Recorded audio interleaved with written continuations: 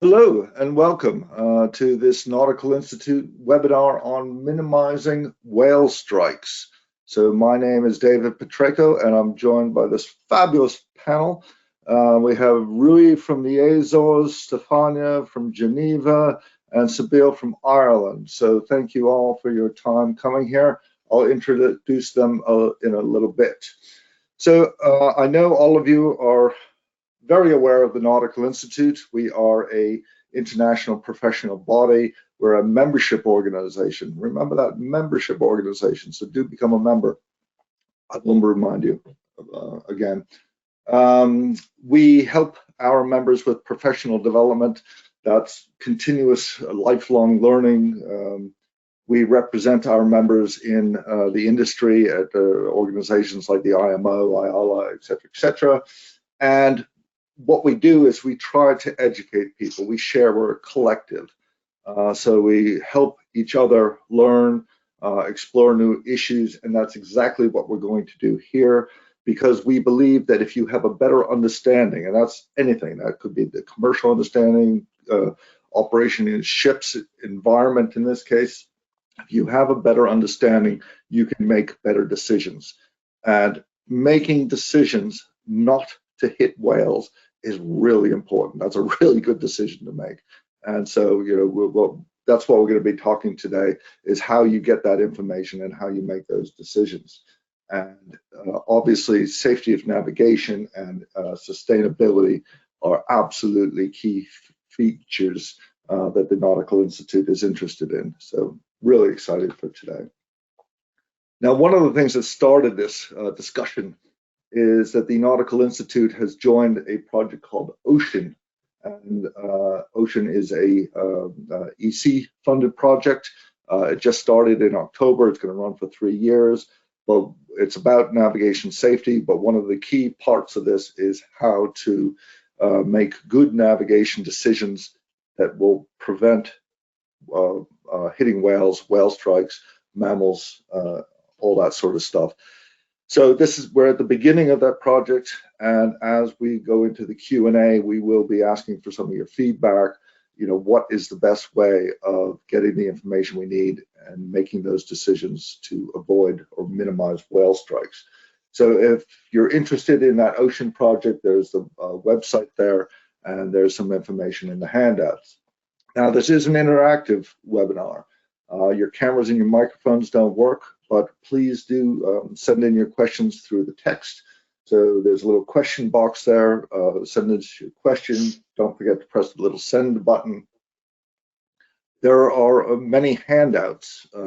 So some of the slides are available as handouts. There's some more information. There's some information on the Ocean project, and there's a fantastic report on the Mediterranean Shipping Company's sustainability, which is a huge read, but a fantastic read. And I know Stefania will say a little bit more about that, but it is available in the handout section.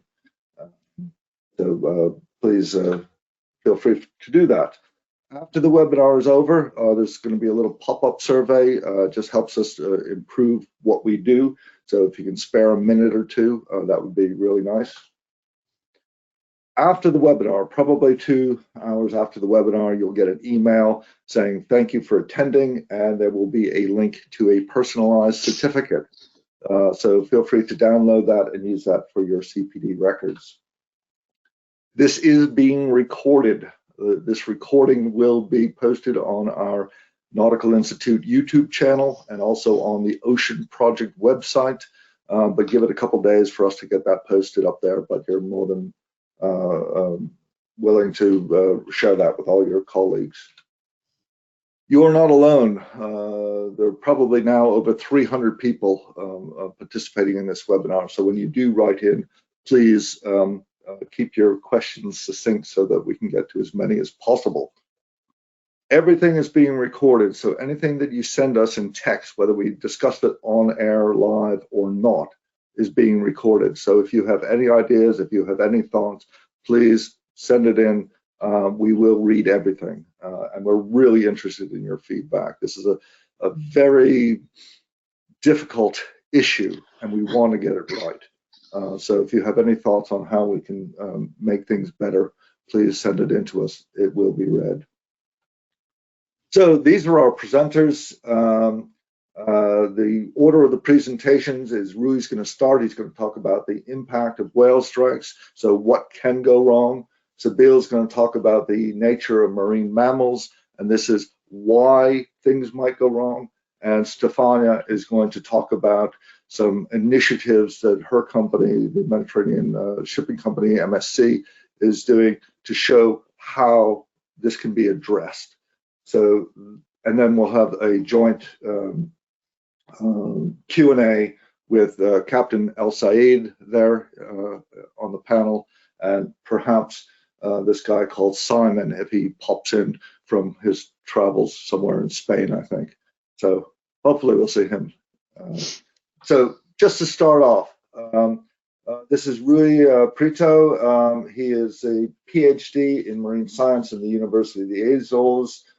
He does researching of marine mammals, behavior, and ecology.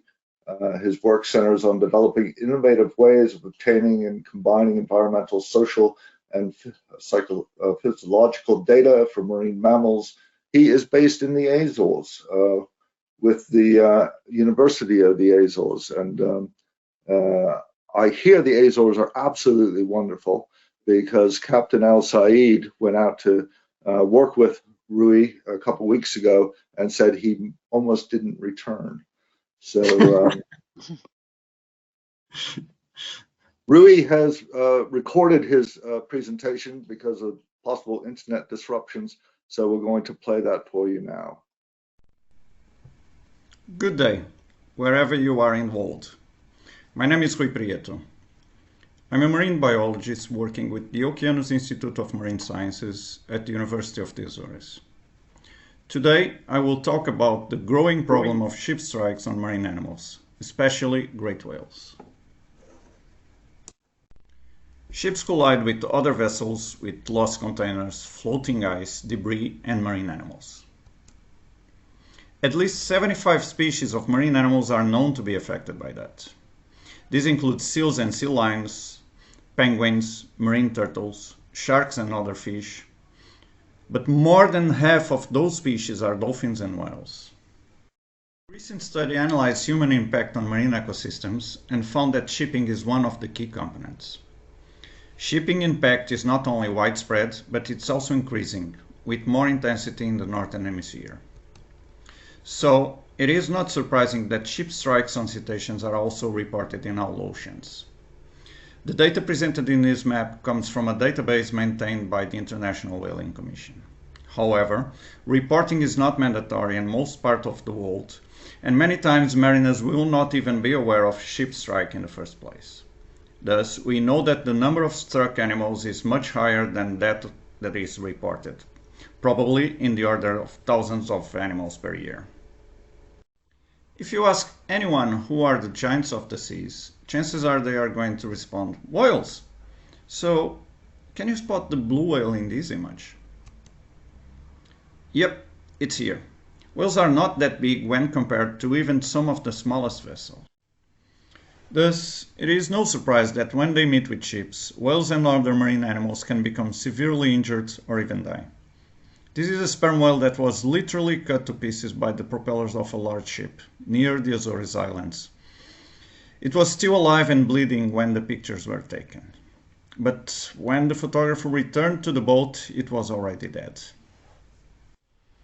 Even if the vessel is not very large, injuries can be fatal, as with these minke whales struck by some small vessel off the Azores. Here we can clearly see the abrasions and cuts made by the ship hull and propeller. Unfortunately, as in many cases, the animal ended up dying from the injuries. So, collisions between vehicles and wildlife are a common problem everywhere. I'm sure that most people here has seen some type of roadkill at some point. However, the type of environment is also important. On land we have to worry only about 2 dimensions, but in the air and water we have 3 dimensions. Aquatic animals may be present just under or at the surface, rendering them virtually invisible. And as you all know, your ships do not end at the surface of the water. Depending on the ship, the hole can extend over 30 meters below the water surface. And that is a problem, as you will see. Many whale species and other marine animals spend great part of their time just under the surface. They can be searching for food, resting, or just traveling. But at these depths, they are highly vulnerable to ship strikes. Even when the animals are present at the surface, they can be very hard to spot. In a study made in 2019 using a simulator, it was shown that the opportunities for detecting a surfacing whale are often limited and temporary, and that the probability of detecting cues of the presence of the whales decreases sharply with the distance to whale. In other words, when a mariner detects a whale, the ship is likely to be very close to it already, and time of reaction is very, very limited. And as you all know, you cannot just turn a large ship at will. The minimum reaction time and distance will increase with cruising speed and size of ship. To make things worse, at least 2 surfacings of the animals are necessary to try to guess travel direction and decide what to do. That is one of the reasons why speed is such an important factor when talking about ship strikes on marine animals. The other reason speed is so important is because the probability of severe injury or death and damage to the ship increases as a function of weight and speed of the vessel. Several studies have shown that the probability of a struck whale dying from a ship strike increases drastically above 10 knots, even for relatively small ships. But it is not only the animals that can get injured. There are many and recurring examples of injuries, and even death, to crew and passengers of boats that collided with whales. At the same time, damage to ships can also be expensive, create delays, and increase overall costs. Recognizing and quantifying these costs is essential to understand that finding mitigation solutions for ship strikes is also good for the industry. However, bad publicity can have even higher costs than physical damage to the ships. Every year, news on ship strikes are published around the world, many times giving the names of the ships involved. Under certain jurisdictions, ship owners can be even fined for these incidents. But probably the worst is how damaging these incidents can be to the companies and to the industry image as a whole. In fact, there are already programs to choose cruise and shipping companies based on their record in adhering to ship strike mitigation schemes. On the other hand, marine animals, whales included, have an intrinsic economical value. It was recently estimated that fin whales in the Mediterranean Sea can be worth up to 27 billion US dollars. That's 27 billion. And that is a conservative estimate for a single population of a whale species in a semi-closed sea. Imagine the value for all the whales in the entire world. So, probably at this point everyone is asking, why don't they just move away from the approaching ships? That is probably due to a combination of several factors. One probable reason is that whales do not notice approaching ships. As seen in this image, ships do not produce much sound forward. Most of the sound propagates to the side. Whales may not notice when ships are approaching until they are very close. That is probably even worse in busy areas, where there is a lot of ship noise coming from all directions. Another reason is that by nature whales probably do not see ships as a threat. They have not evolved with ships around. That is a new thing that happened a little more than 100 years ago. And ships moving at more than 10 knots only appeared in the last 50 years. Some of the animals that survive being hit may learn, but others may not understand what has just happened to them. Imagine surviving a truck hit. When you wake up, probably you would also not remember what hit you in the first place. Finally, much of the times whales are minding their own lives. They have to pay attention to other things such as catching food, resting, or finding mates. Their attention cannot be totally devoted to ship movements. Okay, let's wrap up. Our needs for global trade created a problem, and now we need to find solutions. The first step is acknowledging the problem and understanding that it is a serious one. From there, working together, we can make the sea safer for all of its inhabitants and users. It is time to take action. Thank you. Thanks to everyone who has been listening. I also would like to thank the Nautical Institute for organizing this important webinar. Now I look forward to hear your comments. Thank you for that fabulous recording, Rui. You couldn't have done it better if you did it in person. So that's fabulous. So I would like to introduce our next speaker, Sabile Reagan, who we are really lucky to have. Sabile, thank you so much for coming in. She is an education officer with the Irish Whale and Dolphin Group, and that's exactly what we need, is an education officer. And I will try not to show how jealous I am that she's actually got a sailing boat that she goes around and teaches people along the coast with. So, wow. She is a graduate of the Atlantic Technological University, and she has developed a suite of outreach resources, and she has done many inshore and offshore ship surveys. So she really knows what she's talking about, and she's here to share them with us. So, Sabile, I'll just make you a presenter here. Thank you, David, and hello, everybody. So my presentation will, to some extent, mirror what Rui was just saying, but give a little bit more background information on what whales and dolphins actually are. So the collective name for whales, dolphins, and porpoises is cetacean. And cetaceans are marine mammals that, ooh, can you still see my presentation? Yeah. Yes. Okay. Yeah. It has disappeared for me. Sorry. Oh, there we go. So whales and dolphins are marine mammals, and the collective name is cetacean. So they are different to seals, for example, because they spend their whole lives in water. They don't go onto land at all. And this has involved them to adapt to the aquatic environment. So they have evolved and adapted to live in the water by developing blowholes at the top of their head. So this is where they breathe from. Whales and dolphins have to breathe air. They're not fish, they can't breathe underwater. They can also have impressive breath hold capabilities. In some deep diving beaked whales, this can be for over an hour. They also have very smooth skin, internal genitalia, and they lack hind limbs, which all help to reduce drag for better swimming capabilities. So they get that kind of torpedo-shaped body. But one really important adaptation is their ears and their hearing, and this kind of relates to shipping, really. So what was an evolutionary advantage now turns into a risk for them being hit by ships. So as they're air-breathing mammals, they obviously must spend time at the surface of the water during resting activity and breathing.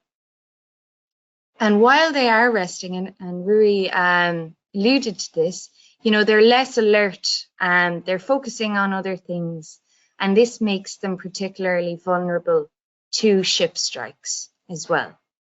And while a whale or dolphin, especially the deep diving species, are resting or breathing at the surface of the water, they really need to reacclimatize and take deep breaths.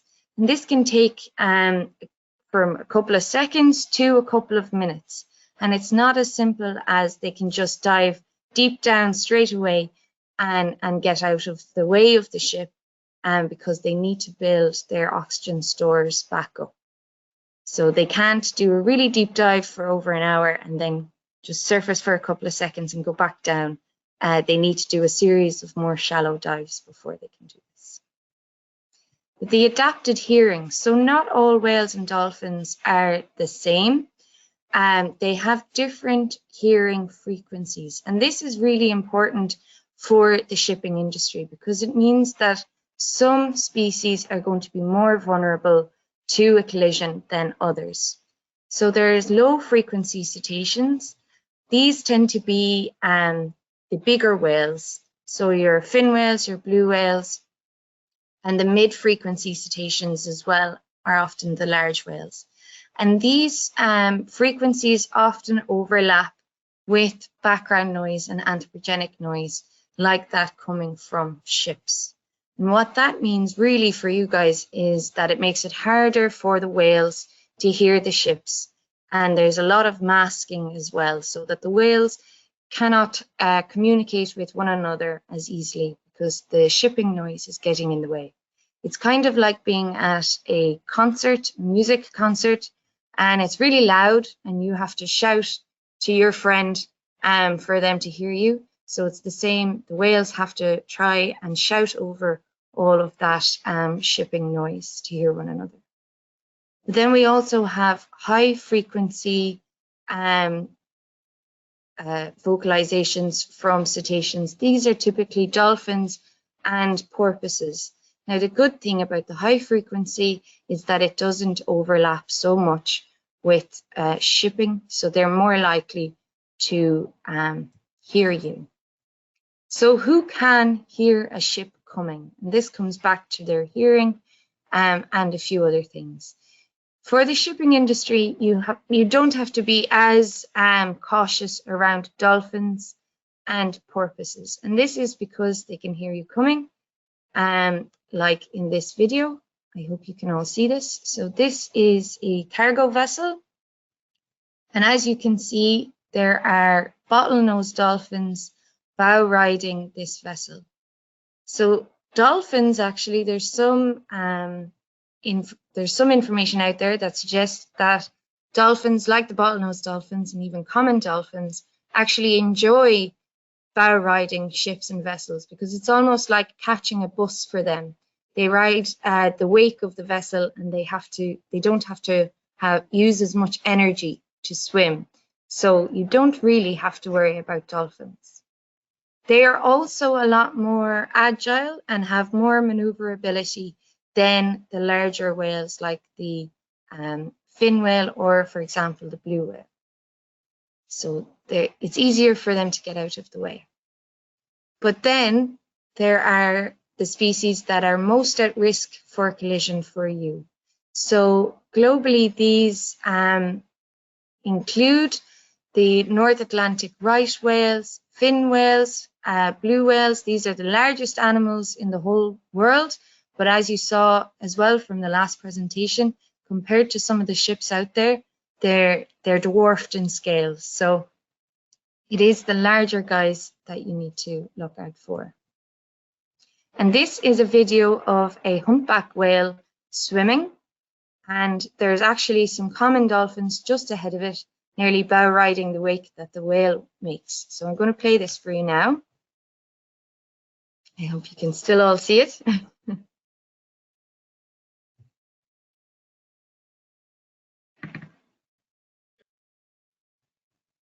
So, Sabine, is the whale riding the bow?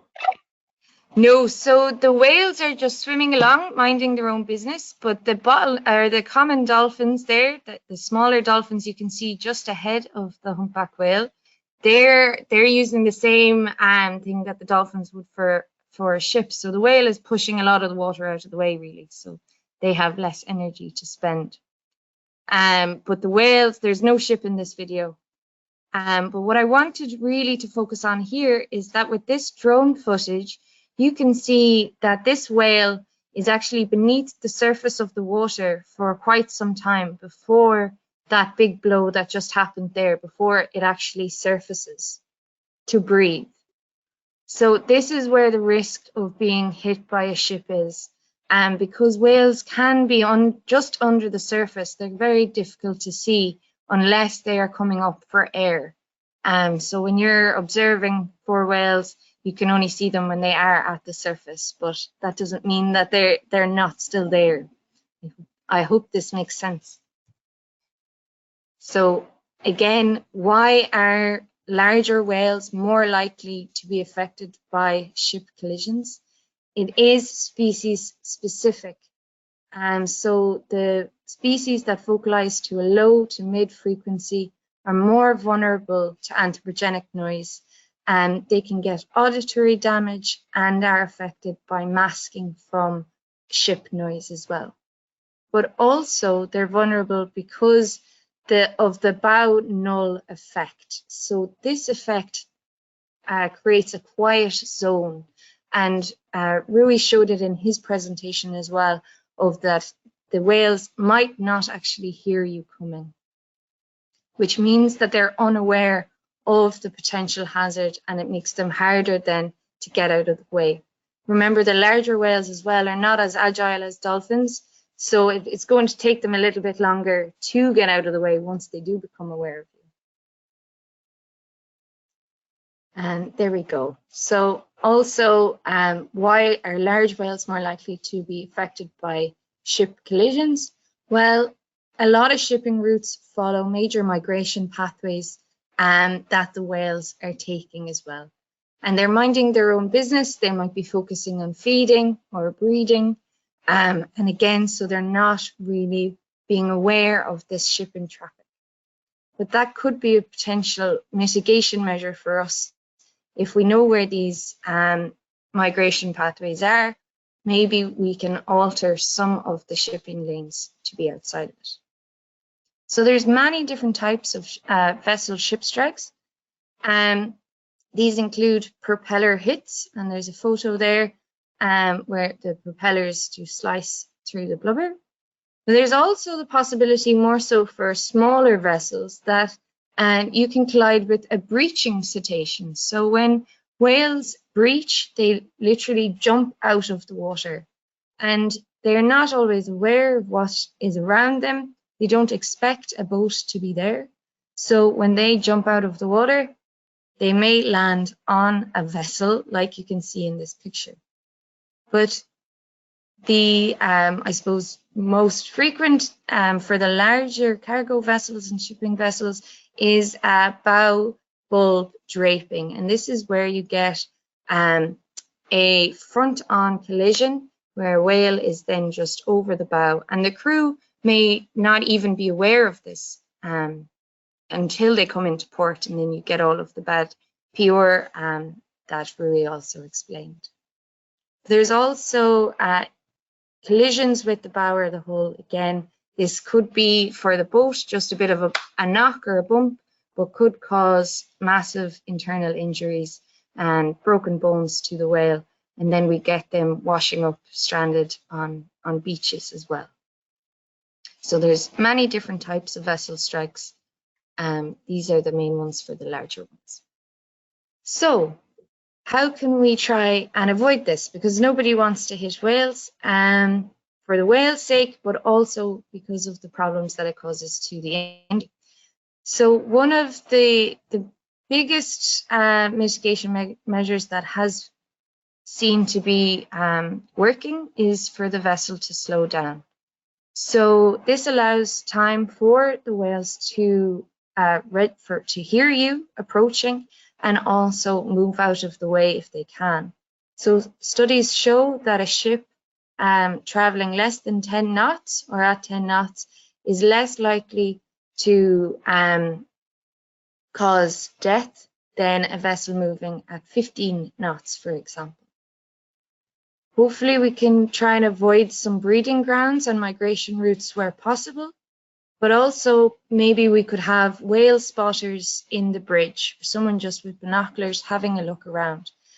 Whales, when they do come up to breathe, will often surface 3 to 4 times after a deep dive. So if you are looking ahead of time, and if you can see a whale below, there's a resource there, IWDG Boat Users Guide. You can see what this looks like on this little laminate sheet PDF. If you can see this below ahead of time, then maybe we can slow down or change course before it's too late. But this is a new area, and we're open to new ideas. as well, and new solutions. So I'm really interested to hear what your experiences at sea are like. If you've seen whales before, if you think it's possible to have a whale spotter in the bridge, etc. I'd be really interested to hear what everyone has to say. So thank you. I hope this was helpful. Thanks so much for that, Sibylle. That was very, very useful. Let me just so that's fantastic. And what Sibylle did mention is a laminated chart, which can be demonstrated by Captain Ali, because he's got one to hand. I don't, but a PDF version of that is in the handouts. So if you would like to download that, please feel free. And thank you, Sibylle, for that.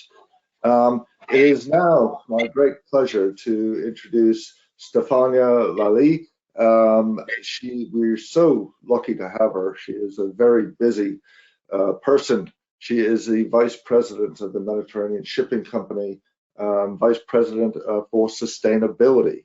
And if any of you have any doubt whatsoever how busy a vice president of sustainability can be, we have the MSC's 2001 sustainability report, which is again in the handout section, so you can download that.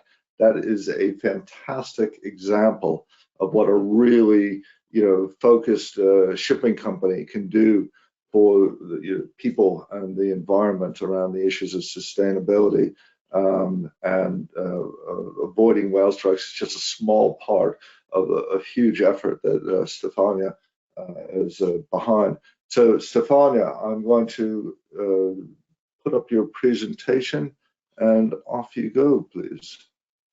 Well, thank you, David, and good morning, everyone. Thanks to the panelists that were before me explaining the topic on waste collision, and I will try to play the role of the one who are trying to find a solution and to try to find opportunities, joining and converging together with other stakeholders to see how we can together reduce the risk, because it's all about reducing the risk. If we go to the next slide, so the first one, as David said, I'm leading the sustainability team, and for us at MSC, sustainability obviously is a business priority. Means that we are really working to try to lower our input from inputs from one side, but from the other side to our approach is to be very concrete and to work together to find solutions that are scalable. And obviously, as our blue planet and the sea is for us the most important area for our connecting the world, for us connecting the world, obviously for us the sea and the ocean are key and are always been core when it comes to respect, and try to minimize as much as possible our impacts, or either to turn that into positive ones. So if we go to the next slide, for us collaborating and converging key stakeholders like all of you, is key. It's key for a reason that is very simple. No one can solve such problems alone, and there is no solution that fits all, because all these topics require experience, expertise, willingness to proceed, but also allowances. So it's a very broad area of stakeholders that we do see very relevant in trying to solve this problem and protect the giants of the sea. So that's the reason why we've always been open to work with partners, with others, to develop pilot and to conduct trials, so to say, with the ambition to find solutions that are scalable. Just for for a better understanding, we have in our fleet over 700 vessels, most owned and also chartered. The way we deal with them, chartered and owned vessel, are the same. So all the instruction, processes, and procedure follow the same approach. So if we go to the next slide, I would like to bring you through what we did concretely, because we try to be concrete as much as possible. And as of January 2022, and I will tell you more about this afterwards, we decided to reroute off to the west coast of Greece to reduce the collision of sperm whales in an area that is populated by 300 of sperm whales. With the same approach, we decided to do that in a very voluntary way, and for the first time ever in the southern coast of Sri Lanka. This is another example on how we are trying to be concrete in really finalizing any opportunities where we are aware that we can make the difference. The colleagues that were delivering the presentation before me talk about what we can do in terms of creating from a vessel perspective option and opportunities to slow down. And yes, slowing down is one of the topic, and we always participate in voluntary speed reduction programs. This is where we are aware, or when we are aware, and it's also in the areas that are the so-called protected areas. But when it comes to retrofitting, noise reduction for us is a topic. Yes, these ships that are, the giant of the sea, produce noise, and one of the requirements is to reduce it. And the reason is because this is endangering other species.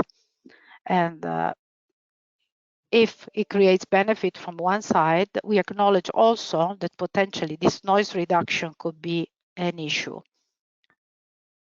But on the other hand, noise can be the issue for, for endangering other species or creating the noise in the areas where also the whales are. So it's a combination of the two, the two. And you see that also at the IMO level, this has been considered as a topic to be addressed by ship. That's the reason why we are also investing in that. If we go to the next slide, please, you see that we are working on using all the opportunities when it comes to leveraging on technology to detect whales. So we are having trials and pilots that are providing good results when it comes to have these high resolution thermal cameras that are used for the night vision. Also because even you said before, it's very difficult to detect whales underway, but it's even more difficult at night. So we are also trying to explore this area, and these are very useful, but also promising, if I may say, for monitoring the whale activities and for creating alerts at deck level, so at bridge level, sorry. So this is very, very important. And so for this reason, we are collaborating with our industry peers to explore all digital solutions that will enable access to real-time information, because it's all about real-time information. So this is, we think this is one of the most relevant topics that has to be addressed altogether, and that has to integrate efforts at local level, also from an institutional point of view, because we really need to deploy this digital solution and to be engaged in this journey, because information real time, it's of the highest importance. When it comes to creating and raising awareness of our crew, yes, we do, and it's normal, and it's part of our daily activities and our training programs. We create awareness programs and technical training. But as said, even if this is relevant, and we all know that the captain loves the sea and respect this this training and this approach, it's also very important to say that when there's no visibility, it's very difficult then to take action. But in any case, they are all empowered to do as much as they can to avoid any collision. That's clear. Then they also get alerts that when they are transmitted during the well breeding season. So we try to create kind of information that will enable them to understand that they are in an area that might be they may see more ways than in the normal period, and so for this reason they have these alerts and they are also sensitized upfront. If we go to the next slide. I would like to share with you the experience that we had, and we thought it was very, very important for us as a company. So because it was part of a journey that we started being engaged by the NGO coalition. So for major environmental NGOs, Ocean Care, International Fund for Animal Welfare, WWF Greece, and Pelagos Cetacean Research Institute contacted us, making us aware that in the Hellenic Trench there was a critical habitat for sperm whales, over 300 individuals, and they asked us, they challenged us, but also in a very constructive way, and asking if it was possible for us to see if we could reroute. And this information that we didn't have was fundamental to start activating internally at company level all the functions that were relevant to take the decision-making process in a most concrete, with a most concrete approach. And in a very short time, we decided to reroute and to take all the provisions that were requested to avoid this potential collisions. This became business as usual, and once done, it's done forever. And this also created another opportunity. So the one to think about Sri Lanka, so to start this journey. It is important to say that, and we can go to the next slide.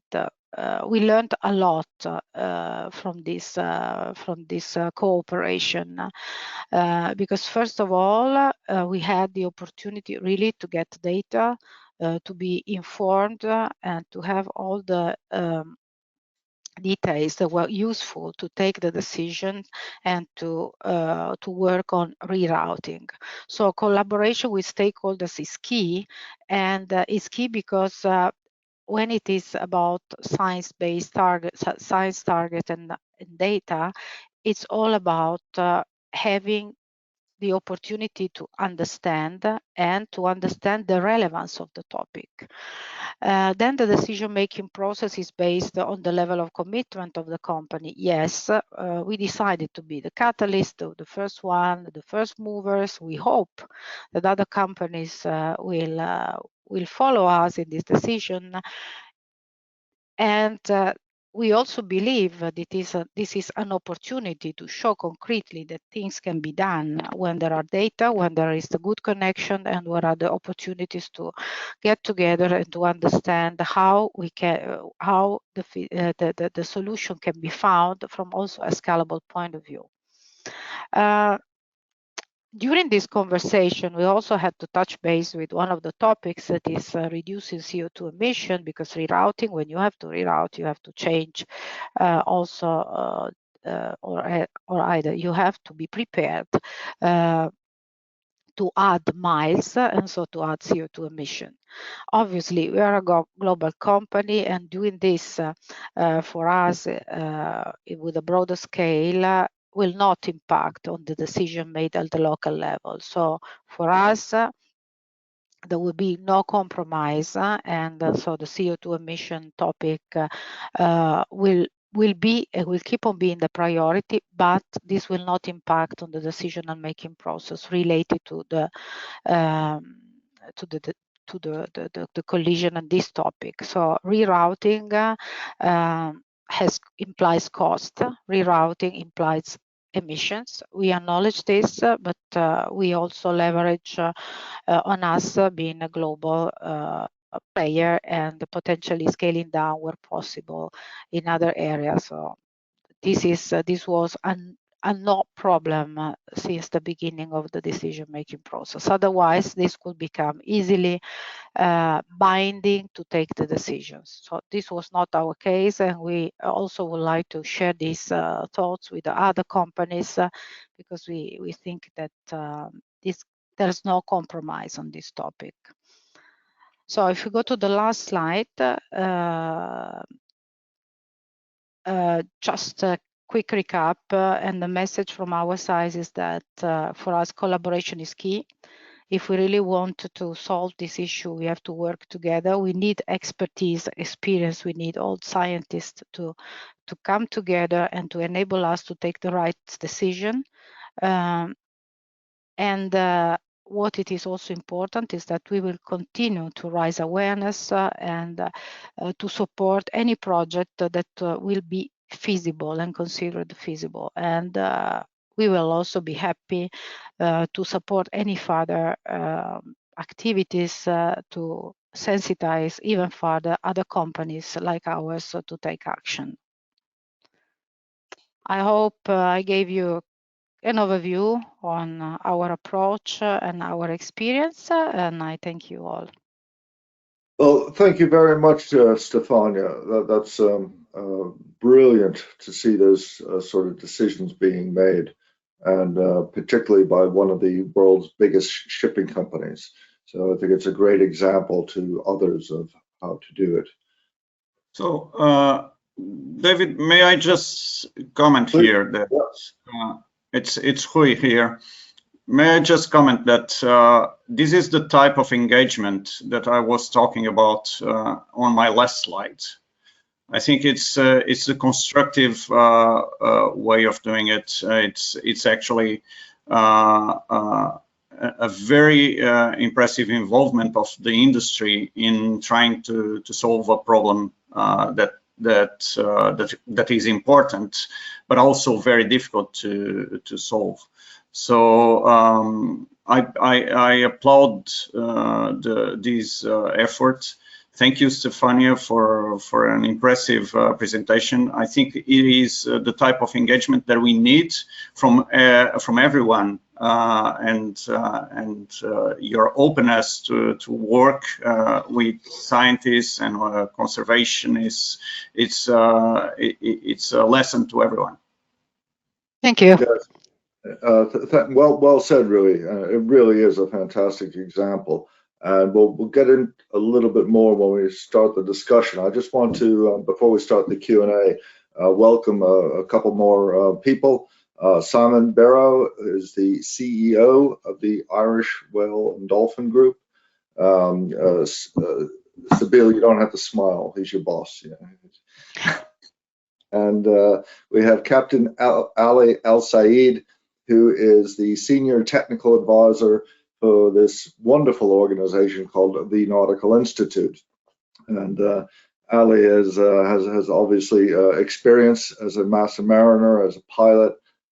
He's also a former lecturer, and my gosh, he keeps us on our toes. In fact, this webinar was his idea, so you can blame him. Sorry, you can thank him in due time. Right, so it's clear that the biggest decision that has to be made is knowing when to do something.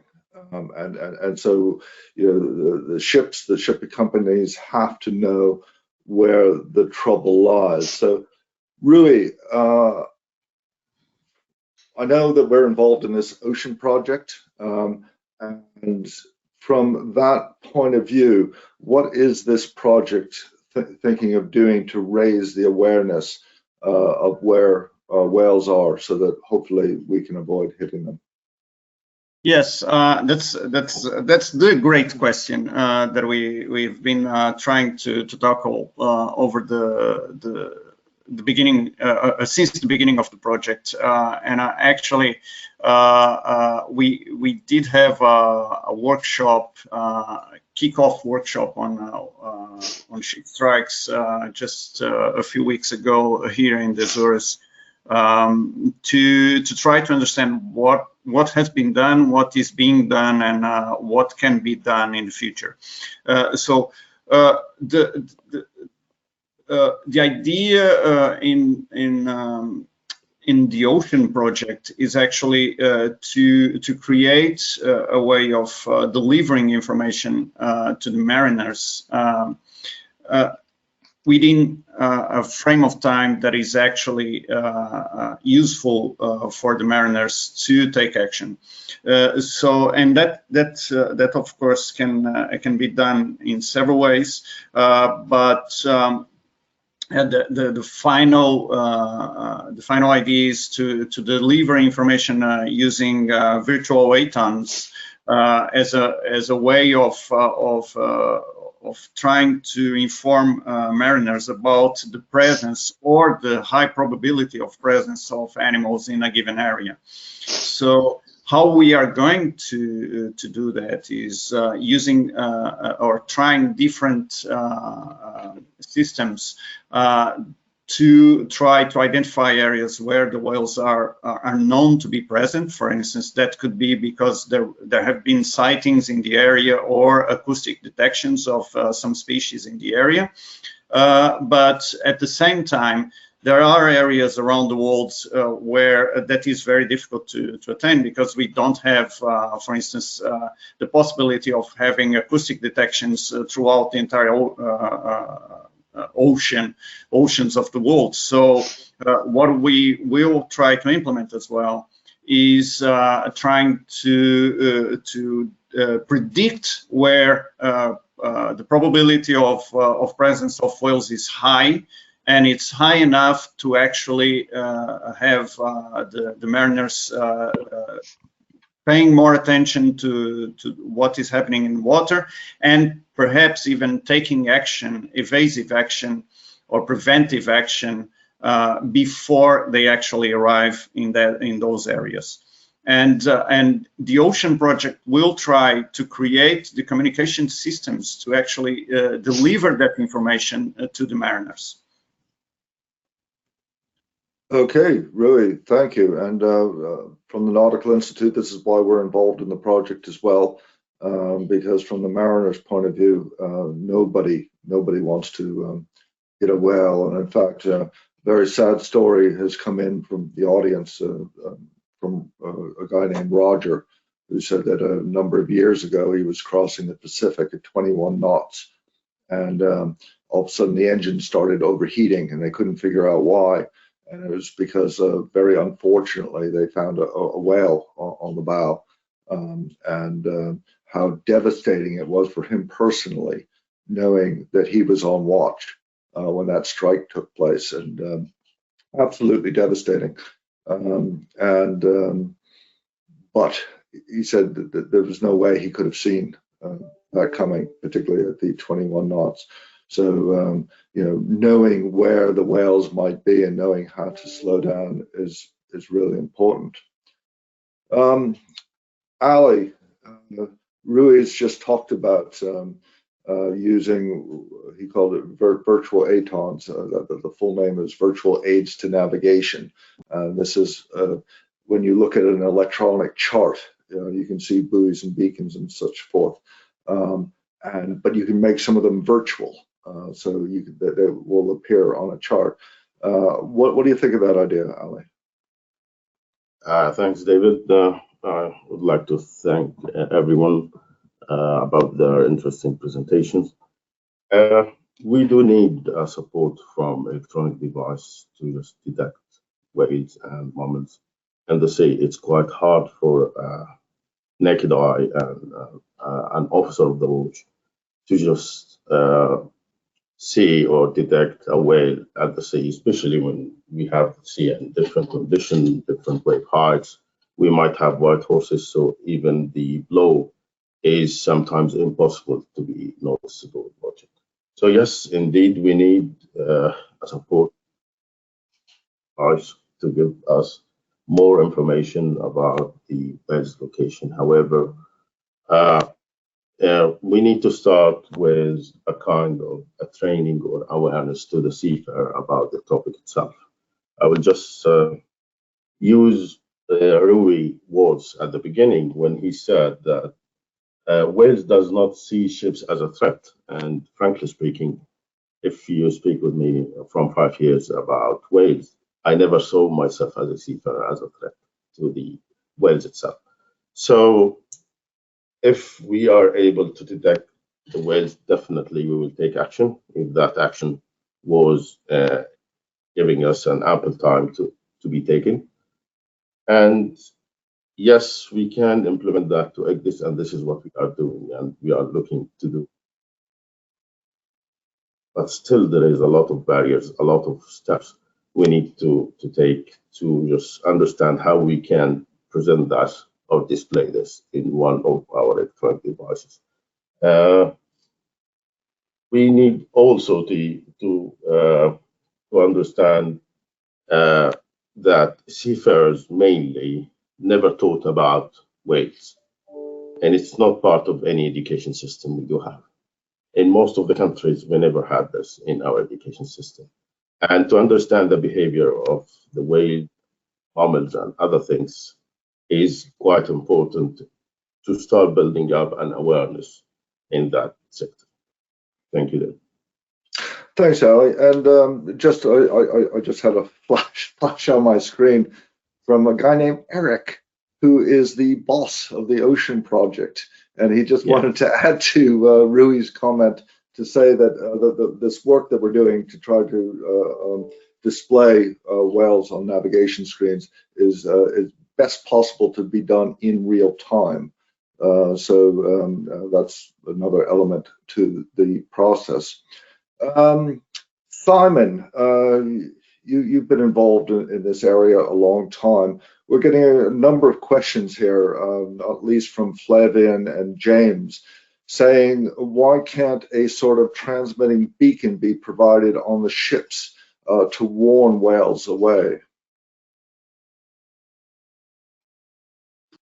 Well, I suppose technically, good morning, everybody. Sorry I was a bit late. I mean, technically, you could do that, but it's not the ideal situation. You know, we don't want to be creating more noise in the ocean. You know, if you like, and I think Stefani touched on it very well, that as well as trying to reduce ship strikes, there's a big pressure to try and reduce ocean noise, you know, which has increased significantly over the last 50 or 60 years, with some known and many unknown impacts on marine life, not to mention the noise impact on mariners that are working on the ships. You know, I think there's EU directives trying to reduce noise exposure of humans on vessels as well. So it's in everyone's interest to reduce noise. So like a lot of solutions, David, that people have come up with to try and scare dolphins and whales away from fishing nets or from fish farms or from offshore wind farm construction areas, the idea of making a noise to deter and scare animals away, whereas, you know, could be quite practical. It's not the ideal solution because you're actually just replacing one issue with another issue. And not to mention the fact that, you know, the suite of whales and dolphins, or I suppose the large whales that are more prone to ship strike, they have quite a range in frequency that they use. So you have to use the frequency that they're sensitive to be effective, from very, very low frequencies that the large whales use to the higher frequencies for things like kind of sperm whales. So it would be a technical challenge as well. So I'm not saying that's not a good solution in extreme, where you've got real important conservation issues, but I don't think it's the ideal solution. It has been tested. I mean, you know, just because a whale hears a noise doesn't necessarily mean it's going to move out of the way as well. So I think the idea of avoiding the interaction initially might be more useful than trying to scare them out of the way. I must say, Rui, it's very impressive. Stefania's shown the case studies of industry reacting to the science. It's very impressive, and I'm finding very interesting to hear from a shipping perspective. You know, as biologists, we live in our little kind of bubble, and we think about whales. We need to understand, you know, how shipping operates. It's a hugely important industry, and to understand the practicalities that the captains are under to get the ships to port is very interesting from our point of view, to understand the constraints that you're working in as well. And I must admit, Ali has been very good at representing the industry at all our meetings so far. Yeah, funny thing about that, sometimes you just can't shut him up. And I know he's got his hand up before we give him the microphone. May I add just one thing to Simon's reply is, I think that the most important Simon has mentioned, which is we don't want to put more noise into the seas. It's more acoustic energy that we are adding to the problem already.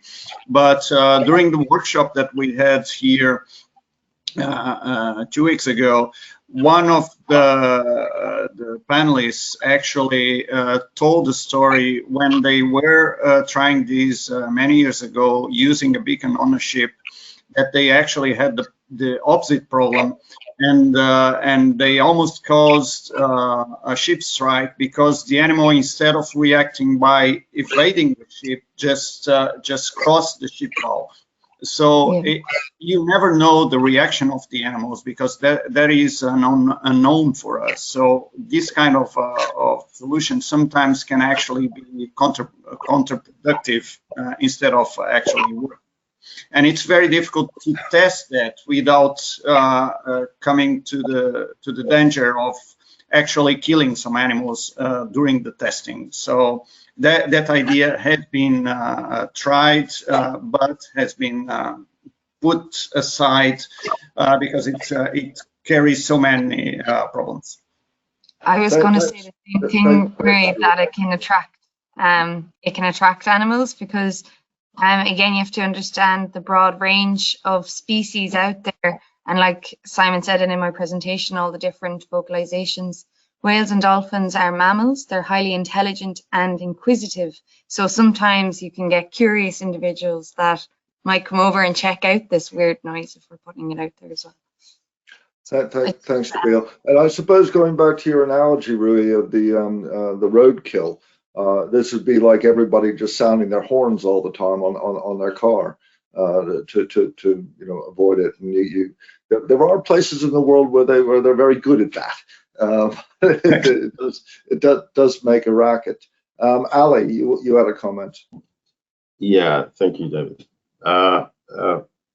Let me point out something which I noticed since the start of the project, and I've been very close to the scientists and activists, especially for whales, is we usually point out the whales and ship strike to big ships, which I believe this is not the case. I can see that we have a very constructive scientific presentation, but again, we are not the only moving object in the sea.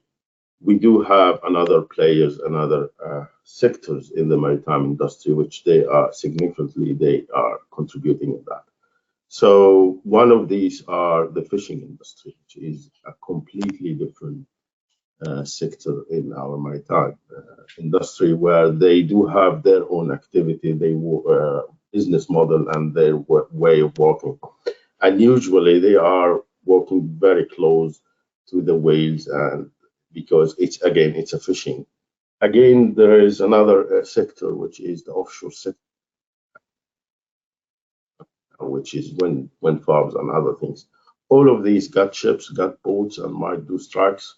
So the point is, why notice that all the presentation, it's a big ship hitting the whale, and everyone is pointing out to the big ships. While if we would like to take a real looking for the real root causes of whale strike, we have to session all other sectors because again, we are sharing the sea all together. That's it for me for this point. Thank you. Yes. Okay, thanks very much, Ali. Rui? Yeah, I actually, you're completely correct there. It's a multi-dimensional problem, and as I shown in my presentation, the minke whale was actually hit by a smaller vessel. We know that because of the spacing of the cuts, it's actually very close. So it was a small propeller, and it wasn't very deep. They weren't very deep cuts, and at the same time, we could see that the abrasion of the hole on the skin was probably from a small vessel.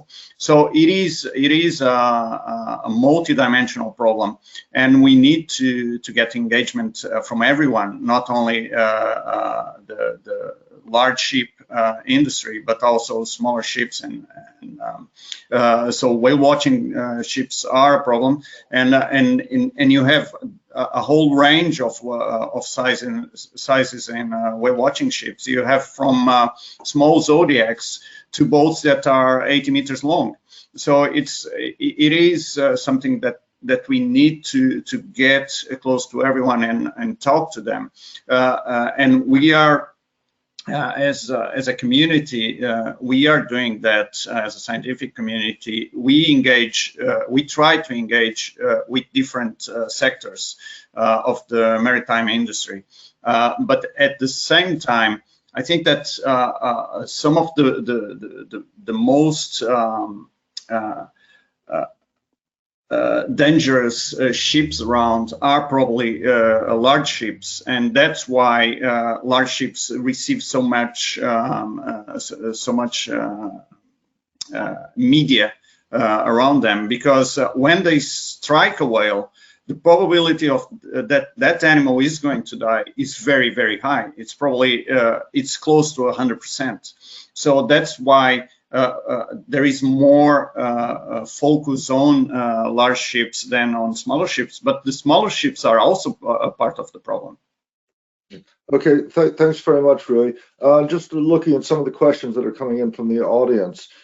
This one from Christopher. Stefania, this will go to you initially, and then everybody can comment. Christopher says, is MSC using the whale alert application in the U.S. Northeast Boston approaches and other technologies like this to keep their crews in the area engaged with the real situation? What kind of notices will the watch in the wheelhouse receive in real time? I am not aware of, in terms of the specific let me say, request that has been done, but I know for sure that we are adopting, and we are in both in California and in all the area, protected area, we are really respecting the rules, and even more than this. So we took decision even to be more, cautious about that. So I'm not sure if it refers to the kind of rule that is and what it's asking for, but I can reply back and be more accurate on this. But as far as I know, in the area of the US, we are very, very active and sensitive on these topics. Okay, thanks, Stefania. And I know different places around the world, and Stefania, you mentioned the work you were doing in the Eastern Mediterranean. There are programs to help alert people. And Simon, I understand that your organization has an app. How does that work? We do. Chevelle, do you want to take that question? Oh, Chevelle's. Yes, yeah. So we have a reporting app. This is mainly we have it for sightings and strandings. So anybody can report a sighting of a whale or dolphin, either from a vessel at sea or also from land. And then this goes to our sightings officer, and it's validated. The only issue with this is the validation happens by a person actually going through the record and then adding it to the system. So for real-time response on a vessel, it would nearly need to be automatic for that to be processed fast enough. If that makes sense. Simon, do you want to add to that? Yeah, I think that was our starting position. And obviously, if we get a record of a sighting in, we want to have enough information to be able to validate it and identify it if possible. And Porrick Hooley, who's our sightings officer, is on the webinar. So he reviews all the sightings coming in. And I think what we need to understand from the shipping industry, and again, Ali is a great great voice for the industry, is what information does the captain or the skipper require to make an informed decision to whether they need to act. And Ali makes it very clear, he doesn't care if it's a fin whale or a blue whale, it's a large whale, is it likely to be a collision risk, how's it going to respond? So we need to be clear that we don't overburden mariners with asking them too much questions, so that they are happy to engage with the app and report sightings, and then we can use that information. So it's finding that balance between what the biologists want, which is always everything, and what the mariners want to report, so they have an informed decision on the bridge. And these sort of webinars and these kind of discussions with end users is really important. So hopefully we'll have an app that is fit for purpose, that contributes to that information to let mariners make decisions in real time, really, to avoid these things. So working together and testing these products will be really important, David, and obviously the Nautical Institute are key to producing that useful application. Okay, thanks very much, Simon. We got another comment here from Vincent, and I'm not sure who this goes to, but Stefania talked about the use of low light camera technology and things like that. And Vincent says, shouldn't artificial intelligent cameras systems be installed on large seagoing vessels to reduce the risk of collision? These cameras can identify whales and notify watch keepers. So is there a way of one detecting a whale but then learning how to improve that detection? Does anybody know about that? Rui? Yes, in fact, yeah, we know of a different project that it's also an European project that is also addressing that exact question. They will try to implement cameras on ships that feed into an artificial intelligence system to recognize automatically and then give some information. Of course, it is as we said, we need the information on all levels, from the proximity of the ship to the entire area where the ship can be traveling into. So that kind of solution is very good if the animals are at the surface and can be detected at the surface. But as I mentioned before, sometimes they stay just under the surface. And for instance, sperm whales, they sleep or rest just under the surface. Sibel showed a picture of sleeping sperm whales, just all the sperm whales on kind of a formation, just standing up just under the water. And on those cases, even if the whales are close to the ship, you will not notice them. And at the same time, even when the animals are at the surface, you can see them even with cameras up to a certain distance. And further away, it's very difficult to see them. And so this is the last resort system, is when you are on top of the animals. But there are answering shortly, there are some people who are already trying to work with that kind of solutions as well. Okay, thanks very much, Rui. And yeah, I think it can only get better. We just need to keep working on that. This is a question, I think, initially to Stefania, and then others can comment on it. It's from Nicholas. And Nicholas says, first of all, thanks a lot for highlighting this important topic by organizing this webinar.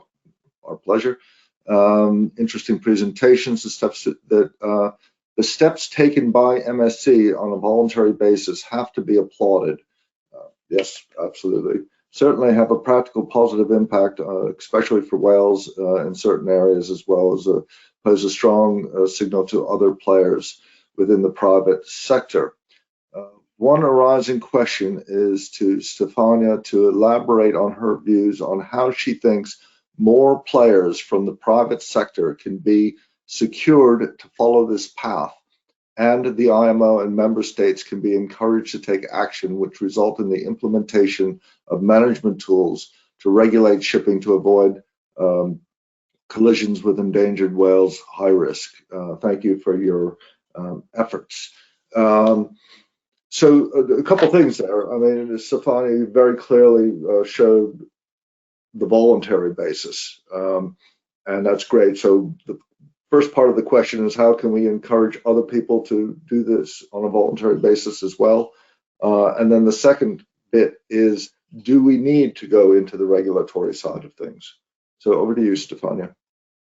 Okay, thank you. Well, first of all, we as a company decided to take the lead and to show that things can be done while working together, as said. So you cannot work alone on this topic because, as a company, because this brings you exactly nowhere. So it's about following the advice of scientists, understanding also with the one who are producing these new devices and exploring any opportunity. This is also very important. So I think that we also could reflect on the fact that we should engage them even more, because it's a combination of the activities. We are piloting, trialing, exploring, and our ship management team is working on that. But as said before also by Rui, it's important to understand what are the requirements of the vessel and to combine all these things. So the combination of all this knowledge will for sure speed up the process. But then it comes to regulatory requirements. And if voluntary is good and we can be catalyst and we can be also supportive in sharing with others our experience and encouraging them, and also avoiding thinking only on the financial topic, because again, this is something like all the other topics. It's decarbonization. It's all about combining financial to any other kind of solution, because I have no doubt everyone wants to be wants to avoid this and wants to be positive. But on the other side, we probably need a kind of an acceleration from a regulatory point of view, because if also from a regulatory point of view there will be target, there will be requirements as in the decarbonization pathway, probably this will help putting more pressure, enabling that these topics are considered as more relevant. So we took action from a voluntary. We have been inspired, to be honest. We have been inspired with this first engagement that I described before. So we thought it was very useful because we learned, we understood the problem, and we tried to find solution internally and combine the joint efforts. But then it's also more than this. Probably in this trench of the Hellenic Sea, it needs to be more regulated and also ask not to only act voluntary, but to transform this voluntary approach that we proved can be done. And it's not impacting, because I forgot to say, I'm not representing MSC Cruise, but they also joined. So when we decided to do that, we were first engaging the cargo division, the one I'm represented, but also the cruise shipping did that. So means that it can be done, not only from a cargo perspective, but also from different vessels, also joining areas that are, more relevant from a business perspective, because it's their excursion. So we can lead by example, we can support, we can trial, but regulation needs to be also integrated, and regulatory bodies needs to be integrated in this discussion. And probably also challenged. This is you. And I think that's great, and I think we need as an industry to learn from your example. And again, it's important to recognize that not all sectors, that shipping isn't one sector. That shipping is various different sectors, both in terms of ship types, the voyage types, the location types, and we need to find the right solution for all of that. Ali, you had your hand up. Yeah, thank you, David. I would just like to thank Stefania. She raised a very strong point where they took the initiative and they let us believe that things could be done in practical. So thank you very much for that. I believe I'm also any other awareness around all the sectors. We can't put the load on shipping companies and ship owners only. There are different players in the maritime sector. Let's speak, for example, about ports and port state controls and flag states and VTS.